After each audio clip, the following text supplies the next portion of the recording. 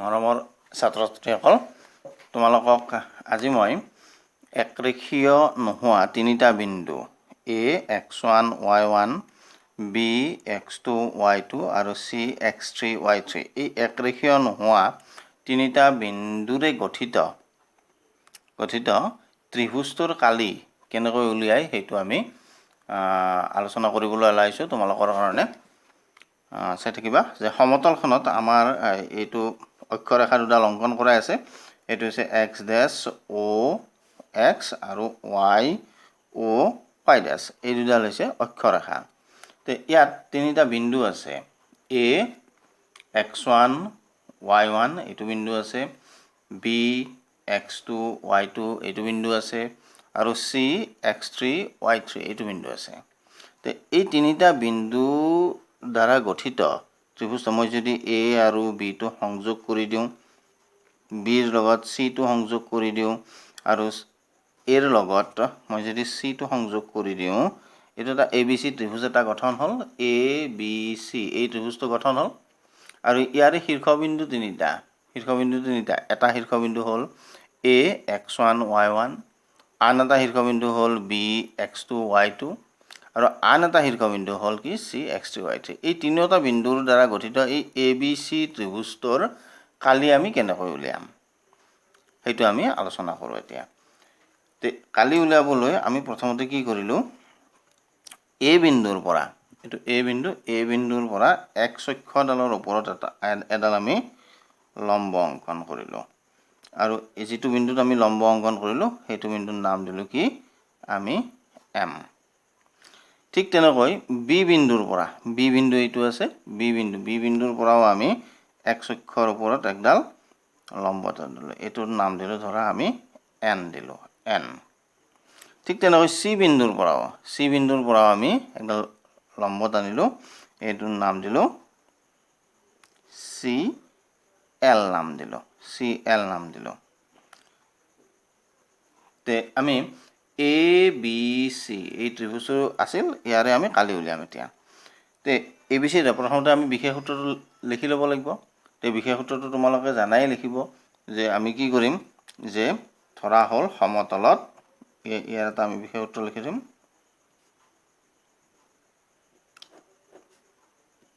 ধৰা হ'ল সমতলত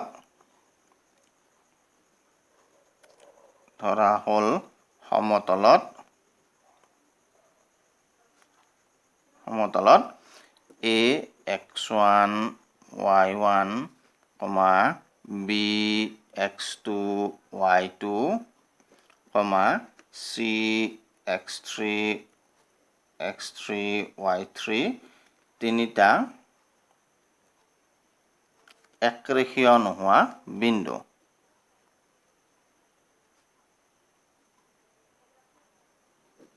একৰেখীয়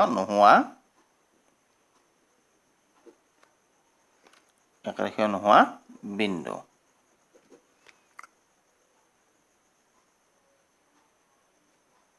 সমতলত একৰেখীয় নোহোৱা তিনিটা বিন্দু। ত্ৰিভুজ ABCৰ কালি নিৰ্ণয় কৰিব লাগে। ABC ত্ৰিভুজৰ কালি নিৰ্ণয় কৰিব লাগে।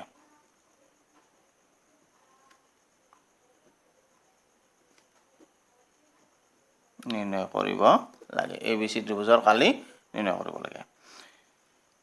ইয়াৰে আমি অংকন কৰিছোঁ, অংকন আমি কি কৰিছোঁ, A বিন্দুৰ পৰা আমি কি লৈছোঁ,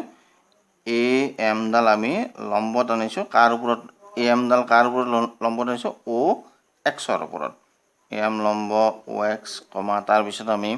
B বিন্দুৰ পৰা লম্ব টানিছোঁ, BN ডাল লম্ব টানিছোঁ, কাৰ ওপৰত লম্ব টানিছোঁ, সেই OXৰ ওপৰত লম্ব টানিছোঁ, OX। তাৰপিছত C বিন্দুৰ পৰা আমি লম্ব টানিছোঁ, CL ডাল লম্ব টানিছোঁ, কাৰ ওপৰত লম্ব টানিছোঁ, OXৰ ওপৰত আমি লম্ব টানিছোঁ, লম্ব অংকন কৰা হ'ল।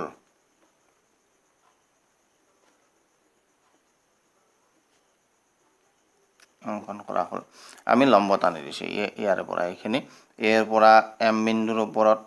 বিৰ পৰা NCl এইখিনি আমি লম্ব টানিছোঁ এতিয়া ইয়াতে আমি এইখিনি উলিয়াই ল'ম প্ৰথমতে আমি ON খিনি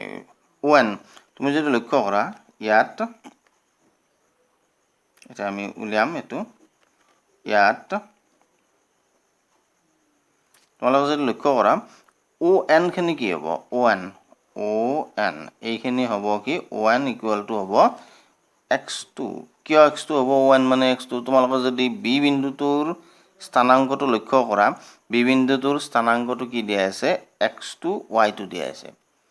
x2 y2 দিয়া আছে b বিন্দুৰ স্থানাংক x2 y2 ইয়াৰ পৰা এইটো স্পষ্ট যে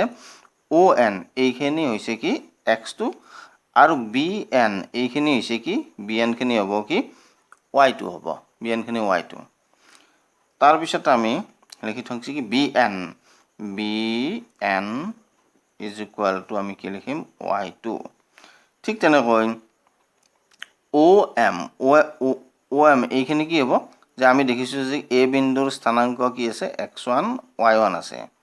x1 y1 আছে গতিকে a বিন্দুৰ স্থানাংকটো যেটো x1 y1 গতিকে OM এইখিনি দূৰত্ব কিমান হ'ব x1 হ'ব OM ইকুৱেল টু হ'ব x1 আৰু ঠিক তেনেকৈ AM খিনি কিমান হ'ব AM এইখিনি হ'ব y1 AM খিনি হ'ব কি y1 AM খিনি মানে কাৰণ এইটো a এৰ স্থানাংকৰ পৰাই আমি গম পাম যে কি a বিন্দু স্থানাংক দিয়া আছে আমাৰ x1 y1 দিয়া আছে গতিকে তাৰ পৰাই আমাৰ এইটো স্পষ্ট যে কি OM এইখিনি হ'ব x1 হ'ব আৰু AM এইখিনি হ'ব কি y1 হ'ব ঠিক তেনেকৈ c বিন্দুৰ পৰা যদি চাওঁ আমি OL খিনি কিমান হ'ব OL খিনি হ'ব আমাৰ OL খিনি হ'ব আমাৰ OL হ'ব x3 আৰু CL এইখিনি হ'ব এইখিনি হ'ব y3 এইখিনি আমি লিখি ললো CL খিনি হ'ব আমাৰ y3 এতিয়া চোৱা যে আমি এইখিনি উলিয়াবলৈ চেষ্টা কৰিম যে BN এইখিনি পালো আমি এতিয়া আমি NM এইখিনি উলিয়াবলৈ চেষ্টা কৰিম NM কিমান হ'ব NM চাই লোৱা NM খিনি যেতিয়া আমি উলিয়াম NM মানে হৈছে কি OM minus ON আকৌ এবাৰ চাই লোৱা OM minus ON গতিকে আমি ইয়াত উলিয়াই লওঁ যে NM খিনি কিমান হ'ব NM খিনি হ'ব NM খিনি হ'ব আমাৰ OM minus ON তে এইখিনি কিমান আছিল OM মানে কিমান আছিল OM মানে আমি লিখি দিছো OM মানে আছিল আমাৰ x1 আছিল x1 minus ON মানে কিমান আছিল ON মানে আছিল x2 ঠিক তেনেকৈ এতিয়া আমি উলিয়াম ML এইখিনি উলিয়াম ML খিনি কিমান হয় চাওঁ আমি ML খিনি চাওঁ আমি ML খিনি কিমান হ'ব চিত্ৰটোলৈকে আকৌ যোৱা ML মানে হ'ব চাই লোৱা যে OL minus OM এইখিনি হ'ব OL minus OM গতিকে আমি ইয়াত লিখি লওঁ যে এইখিনি কি হ'ব OL minus OM চাই লোৱা OL মানে কিমান আছিল OL মানে চাই লোৱা OL মানে আছিল এইটো x3 minus OM মানে কিমান আছিল OM মানে আছিল x1 তাৰ পিছত আমি উলিয়াবলৈ চেষ্টা কৰিম তাৰ পৰা আমি চেষ্টা কৰিম NL খিনি উলিয়াব চেষ্টা কৰিম NL এইখিনি কিমান হ'ব NL মানে হ'ব কিমান NL মানে হ'ব চাই লোৱা চিত্ৰটোত OL minus ON OL minus ON গতিকে আমি ইয়াত লিখি লওঁ যে NL equal to কিমান হ'ব যে OL minus ON এন এইখিনি হ'ব এতিয়া আমি মানবিলাক বহাই যাওঁ OL মানে কিমান আছিল OL মানে আছিল x3 মাইনাছ ON মানে কিমান আছিল ON মানে কিমান আছিল ON মানে আছিল x2 আছিল x2 গতিকে আমি এইখিনি উলিয়াই ল'লোঁ আকৌ মই চিত্ৰলৈ গৈছোঁ আমি কি উলিয়ালোঁ যে আমি উলিয়ালোঁ m খিনি উলিয়ালোঁ তাৰপিছত l খিনি উলিয়ালোঁ তাৰপিছত আমি l খিনি উলিয়ালোঁ এইখিনি উলিয়ালোঁ এতিয়া আমি ত্ৰিভুজলৈ যদি লক্ষ্য কৰোঁ ত্ৰিভুজটোত চাবা কি আছে ABC ত্ৰিভুজ এইটো ত্ৰিভুজৰ কালি এইখিনি ত্ৰিভুজৰ কালি কেনেকৈ উলিয়াম আমি যে আমি যদি কৰোঁ এইটো এটা ট্ৰেপেজিয়াম হ'ব এইটো এটা ট্ৰেপেজিয়াম হ'ব তাৰমানে এইটো কি হ'ব ABNM এইটো এটা ট্ৰেপেজিয়াম তাৰ লগত যদি আমি এইটো ট্ৰেপেজিয়ামৰ কালি আমি যোগ কৰি দিওঁ এইটো ট্ৰেপেজিয়ামৰ কালিটো যদি যোগ কৰি দিওঁ তাৰমানে AMLC এইটো ট্ৰেপেজিয়ামৰ কালি যোগ কৰি দিওঁ যোগ কৰি পেলাই যদি আমি এইখিনি বাদ দি দিওঁ BNLC এইখিনি ট্ৰেপেজিয়ামৰ কালিটো যদি মই বাদ দি দিওঁ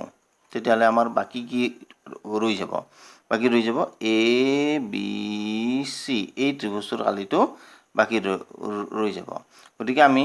এইটো ত্ৰিভুজৰ কালি কেনেকৈ উলিয়াম ABC এই ত্ৰিভুজটোৰ কালিটো হ'ব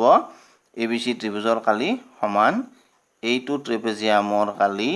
তাৰমানে ABNM এইটো ট্ৰেপেজিয়ামৰ কালি যোগ AMLC এইটো ট্ৰেপেজিয়ামৰ কালি তাৰ পৰা আমি বিয়োগ দি দিম BNLC এইটো ট্ৰেপেজিয়ামৰ কালিটো আমি কি কৰি দিম বাদ দি দিম গতিকে আমি পালোঁ ত্ৰিভুজ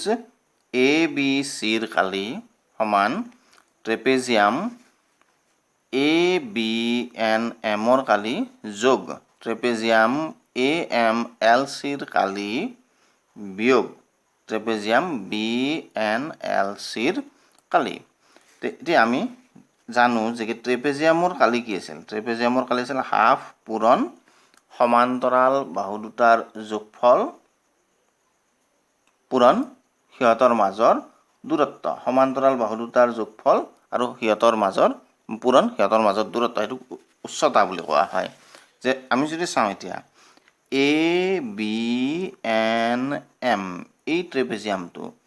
ABNM এই ট্ৰেপেজিয়ামটোৰ কালি আমি কেনেকৈ কৰোঁ যে হাফ পূৰণ সমান্তৰাল বাহু যে ইয়াত সমান্তৰাল বাহু হৈছে BN আৰু এইডাল হৈছে AM আৰু সিহঁতৰ মাজৰ দূৰত্ব হৈছে কি NM এইখিনি হৈছে সিহঁতৰ মাজৰ দূৰত্ব গতিকে ইয়াত যদি আমি আহোঁ ইয়াত চাওঁ ট্ৰেপেজিয়াম ABNMৰ কালি আমি কি লিখিম হাফ পূৰণ সমান্তৰাল বাহু দুডালৰ যোগফল সমান্তৰাল বাহু BN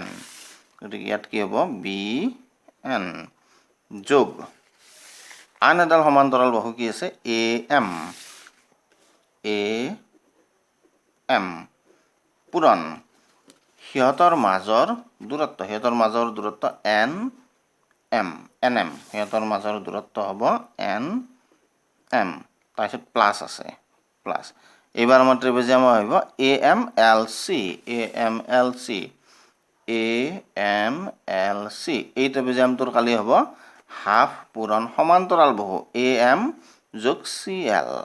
হাফ পূৰণ AM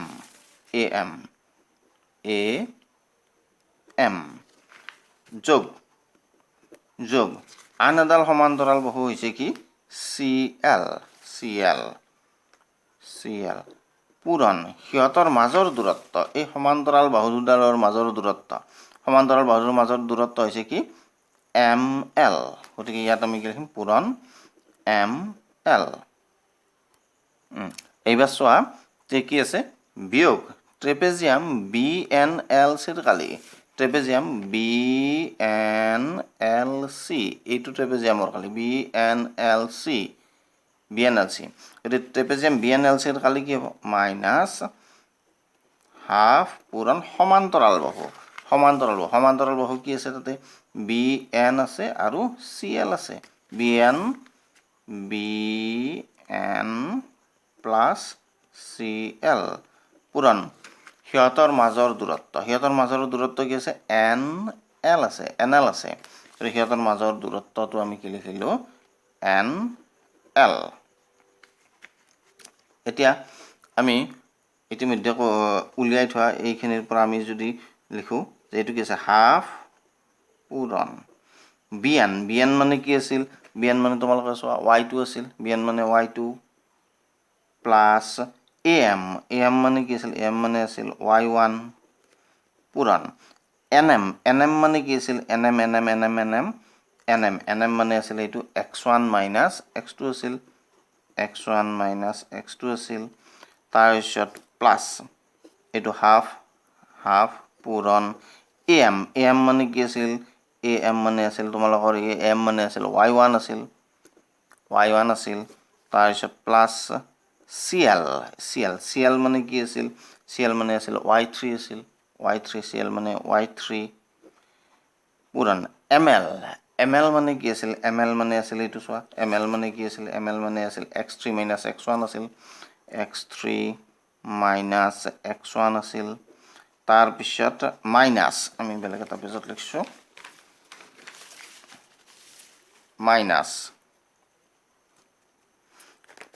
মাইনাছ আমাৰ কি আছে হাফ পূৰণ B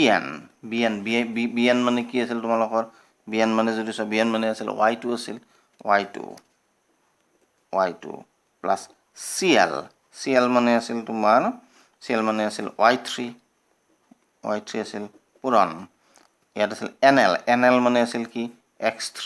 minus x2 minus x2 এইটো আছিল। এতিয়া চবৰে পৰা তুমি ইয়াতে এটা হাফ আছে ইয়াতে এটা হাফ আছে আৰু ইয়াতে এটা হাফ আছে গতিকে চবৰে পৰা তুমি হাফটো কমন লৈ লোৱা হাফটো কমন লৈ ল'লে ভিতৰত কি থাকিব ইয়াতে থাকিব y2 plus y1 into x1 minus x2 থাকিব ইয়াৰ পৰা কি আহিব প্লাছ ইয়াত থাকিব y1 plus y3 into x3 minus x1 minus ইয়াৰে যেতিয়া হাফটো ইয়াতে আহিব ইয়াতে থাকিব y2 plus y3 into x3 minus x2 এইটো থাকিব। এতিয়া এইখিনি পূৰণ কৰি লোৱাচোন পূৰণ কৰি ল'লে আমি কি পাম হাফ এইখিনি যেতিয়া আমি পূৰণ কৰিম y2 y1 হ'ব y2 x1 হ'ব minus y2 x2 plus y1 x1 minus y1 x2 plus y1 x3 minus y1 x1 plus y3 x3 plus minus হ'ব তো মাইনাছ y3 x1 তাৰপিছত লক্ষ্য কৰা ইয়াত মাইনাছ আছে গতিকে ইয়াৰে যিখিনি পূৰণ হ'ব তাৰ আগত মাইনাছটো হ'ব আৰু চিনটো বদলি যাব আমি চাওঁ যে কি মাইনাছ y2 x3 তাৰপিছত এইটো আৰু এইটো পূৰণ কৰিলে ইয়াত দেখিছা এইটো মাইনাছ আছে গতিকে এইটো y2 x2 হ'ব কিন্তু আগত এইটো মাইনাছ আছে গতিকে এইটো প্লাছ হৈ যাব প্লাছ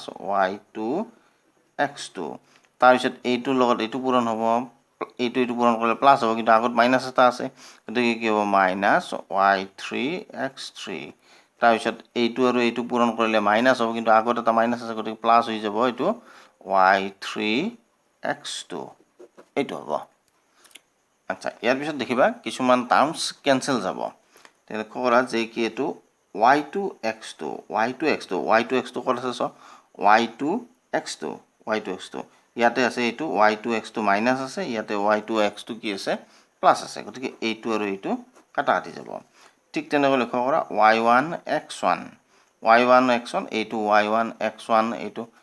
y1 x1 এইটো প্লাছ আছে গতিকে এইটো প্লাছ আৰু এইটো মাইনাছ আছে কাটাকাটি গ'ল তাৰপিছত লক্ষ্য কৰা যে কি y3 x3 এইটো প্লাছ আছে আৰু এতিয়া y3 x3 এইটো কি আছে মাইনাছ আছে গতিকে প্লাছ আৰু মাইনাছ এইটো কেঞ্চেল গ'ল এটা থাকিল কি কি আমি যিখিনি থাকিল সেইখিনি লিখিম যিখিনি আছে বাকি ৰৈ গ'ল এইটো হাফটো ৰৈ গ'ল হাফ তাৰপিছত আমি যদি চাওঁ এইটো y2 x1 এইটো ৰৈ গৈছে তাৰপিছত এইটো মাইনাছ y1 x2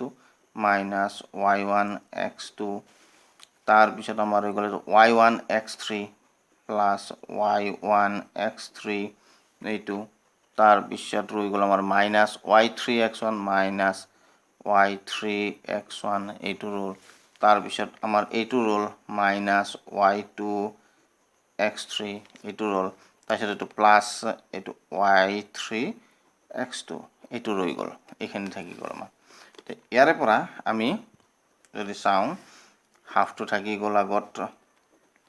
আমি x1 টো কমন লোৱাৰ চেষ্টা কৰোঁ x1 টো কমন ল'লে ইয়াতে x1 যদি কমন লওঁ ইয়াত কি থাকিব এইটো y2 থাকিল আৰু লক্ষ্য কৰা x1 ক'ত আছে আৰু x1 আছে ইয়াতে এইটোত x1 আছে চোৱা x1 y3 আছে গতিকে ইয়াৰে যদি x1 টো আহি গ'ল ইয়াতে কি থাকিল মাইনাছ y3 এটা থাকি গ'ল তাৰপিছত তুমি x2 কমন লোৱা x2 বিচাৰা ক'ত আছে x2 এইটোত মাইনাছ আছে এইটো পিছত ল'ম কমন আৰু x2 ক'ত আছে চোৱা x2 ইয়াত আছে এটা x2 গতিকে ইয়াৰে যদি x2 টো আহি যায় ইয়াতে কি থাকিব y3 থাকিব তাৰমানে y3 আৰু ইয়াতে যেটো x2 আছিল ইয়াতে মাইনাছ y1 গতিকে এইটো মাইনাছ y1 টো ইয়াত আহি গ'ল তাৰপিছত এইবাৰ তুমি কমন লোৱা x3 কমন লোৱা x3 যেতিয়া কমন ল'বা x3 ক'ত আছে লক্ষ্য কৰা x3 ইয়াতে আছে x3 ইয়াৰে পৰা y1 আহিব y1 টো কমন আহি গ'ল আৰু x3 লক্ষ্য কৰা x3 ইয়াত আছে x3 যেতিয়া ইয়াত কমন আহি গ'ল ইয়াত মাইনাছ y2 থাকিব মাইনাছ y2 থাকিব তে এইটোৰ যেটো সাংখ্যিক মান হ'ব এইটো তোমালোকে জানা যে কি ত্ৰিভুজৰ কালি কেতিয়াও ঋণাত্মক হ'ব নোৱাৰে গতিকে আমি এইটোৰ যেটো সাংখ্যিক মান পাম এই সাংখ্যিক মানটোৱে হ'ব কি আমাৰ এই যেটো ABC ত্ৰিভুজ এই ত্ৰিভুজটোৰ আমাৰ কি হ'ব কালি হ'ব আৰু সেই সাংখ্যিক মানটো আমি ঋণাত্মক নলওঁ ধনাত্মক লওঁ আৰু সেই কাৰণে ইয়াত এটা আমি মডুলাছ ব্যৱহাৰ কৰিম এটাকে আমি কি লিখিম এটাকে ত্ৰিভুজ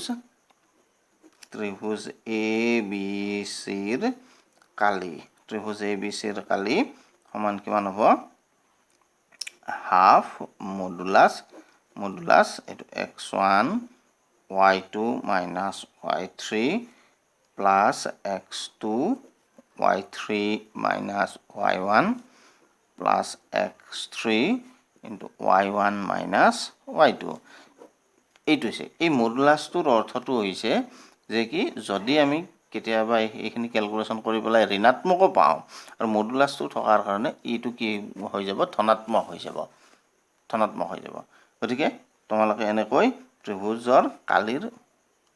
সূত্ৰটো উলিয়াব পাৰিবা এই ABC ত্ৰিভুজৰ কালিৰ সূত্ৰটো উলিয়াব পাৰিবা